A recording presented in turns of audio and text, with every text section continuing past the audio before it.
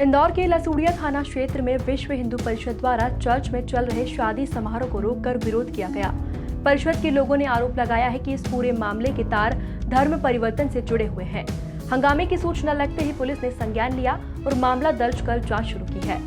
इंदौर के लसूड़िया थाना क्षेत्र स्थित पीटीएम चर्च में ईसाई समाज द्वारा शादी समारोह आयोजित किया गया था। इस समारोह को विश्व हिंदू परिषद से जुड़े सैकड़ों कार्यकर्ताओं द्वारा धर्म परिवर्तन का आरोप लगाते हुए रोक दिया गया। विश्व हिंदू परिषद से जुड़े कार्यकर्ताओं का कहना है कि सूचना के आधार पर 2 से 3 कार्यकर्ताओं को शादी समारोह में शामिल होने के लिए भेजा गया था। यहाँ पर जिस लड़की से शादी की जा रही थी वह हरदा के आदिवासी समाज से जुड़ी हुई है और उसका धर्म परिवर्तन कर यहाँ पर शादी समारोह किया जा रहा है। इसी के साथ लड़की के अन्य परिजनों का भी धर्म परिवर्तन करने की योजना बनाई जा रही थी। तभी पूरे मामले की शिकायत प्रशासन और पुलिस को भी की गई, जिसके बाद मौके पर पुलिस ने पहुंचकर शादी समारोह को रुकवाया। हमारे को सूचना लगी कि ईसाई धर्म के द्वारा यहाँ पे हिंदू लड़की का यहाँ पे जो है कि धर्म परिवर्तन किया जा रहा है।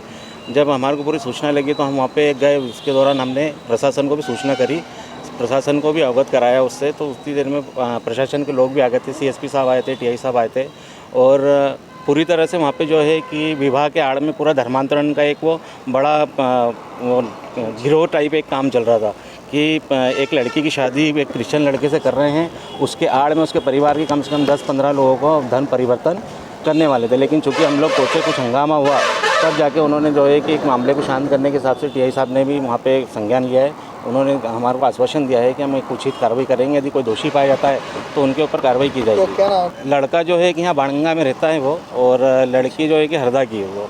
ये आदिवासी हैं। किसी लोगों ने बताया कि उनके रिश्तेदारों से मालूम पड़ा है।